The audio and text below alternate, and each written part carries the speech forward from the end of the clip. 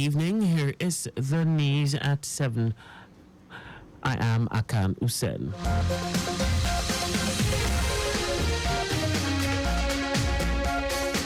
Lagos State Governor Babajide Sanwo-Olu has received the United Kingdom's Foreign Secretary David Lammy in a courtesy call at the State House in Marina, hours after the British envoy arrived in Nigeria in his first trip to Africa to discuss UK's new approach to the continent.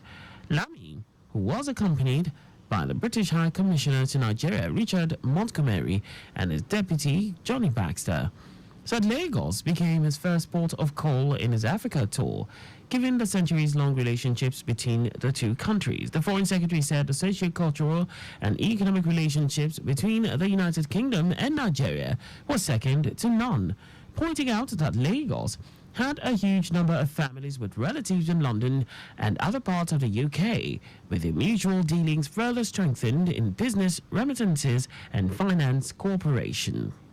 Lammy, who said his visit was to further enhance the bilateral ties between the two countries, creating mutual understanding that would unlock more opportunities for both sides in thriving trade relations, said the UK is looking forward to new partnerships with Lagos, an expansion of clean energy consumption which will help the city to bolster its adaptation to climate change. Deep sea port and other things, we want to see more over the coming months and years. And of course, in this age of climate, as we also see growth in energy, particularly clean energy, there is possibilities between companies that want to invest here in Lagos as well. I'm very pleased that my dear friend Sadiq Khan, the Mayor of London, is working so closely with Lagos, and we see Transport for London also working in partnership with you over this next horizon and this next period particularly. On his part, Governor Sanwo-Olu told the visiting British envoy that the new UK's trade approach aligned with the state's growth plan, noting that Lagos possessed a huge population of creative and dynamic young people yearning for new opportunities across sectors.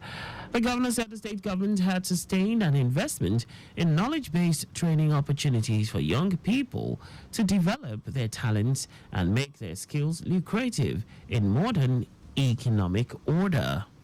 We need to probably just be able to take that forward and be able to build, both on that diasporan side, but more importantly, on the government side, and creating opportunity for businesses to grow and thrive. What we have as a clear advantage in Nigeria, especially in Lagos, is the sheer number of the young, dynamic population that we see, and the yearning, for new opportunities globally. Governor Sanwo-Olu shared business opportunities waiting to be harnessed in waste management, stressing that Lagos grapples with over 10,000 metric tons of waste daily, which could serve as raw materials for companies converting waste to clean energy. Lagos State Governor Babajide Sanwo-Olu has urged all stakeholders in the national development to take ownership and fulfill their responsibilities in their daily activities, emphasizing that Nigeria's greatness depends on collective effort and accountability. Governor Sanwo-Olu noted that to achieve greatness for the country, Nigerians in their respective positions should do what is right, noting that Nigerians are the best and they are the best at what they do. He emphasized that instead of complaining about others, citizens should focus on providing lasting solutions by taking initiative, solving problems, and being accountable for their actions within their sphere of influence. The governor stressed that the major problem in the country is the family unit, which requires attention, and if not solved, nothing will work as desired. He added that the government is implementing good policies, but every nation and every community is the function of family values, as the success of the country depends on how well the family units are, emphasizing that bounding and building the family units of any nation can lead the country to greatness and prosperity. Lagos State government has announced that traffic will be diverted at Loop 1 on the Apapa-bound lane and Loop 4 on the Badagry-bound lane at Mile 2 for a duration of 15 months.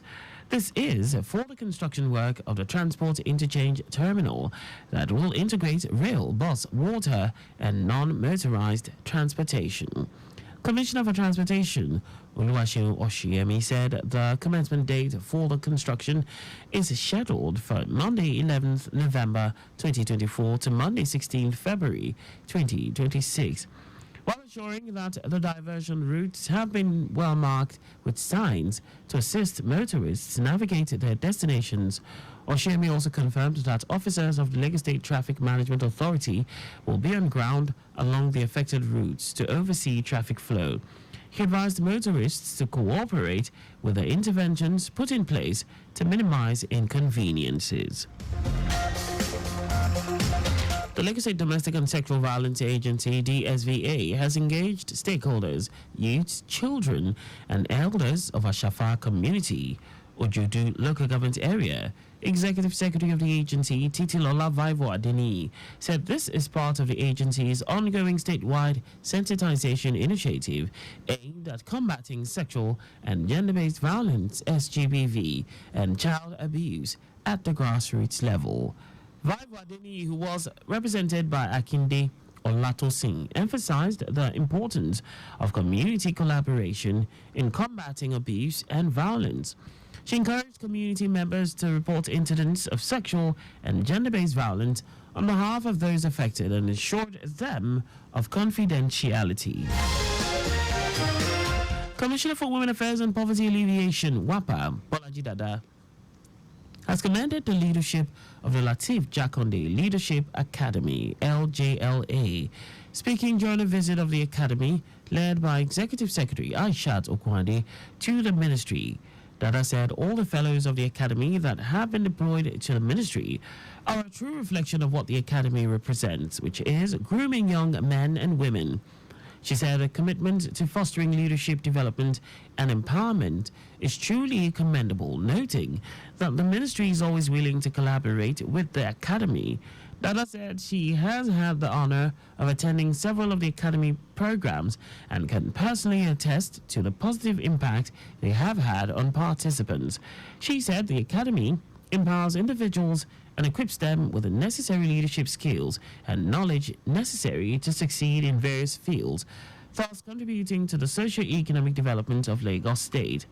In her remarks, Executive Secretary of the Academy, Aishat Okwande, said the visit signifies the Academy's dedication to leadership and appealed for continuous collaborative opportunities between the ministry and the Academy in order to focus on ways to further amplify the collective impact of both organizations.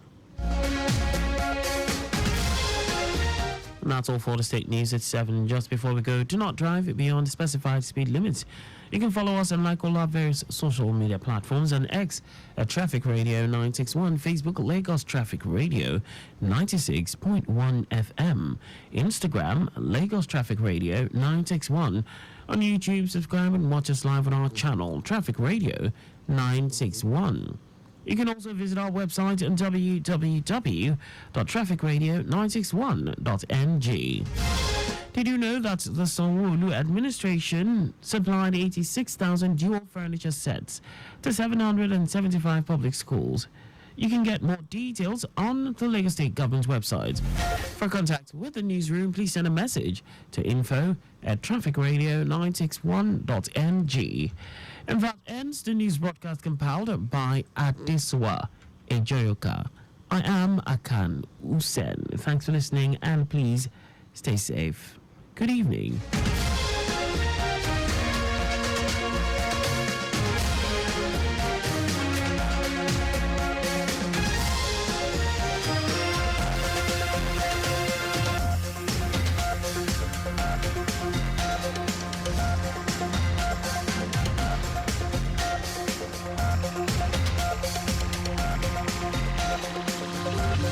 Timeliness begins with the letter T.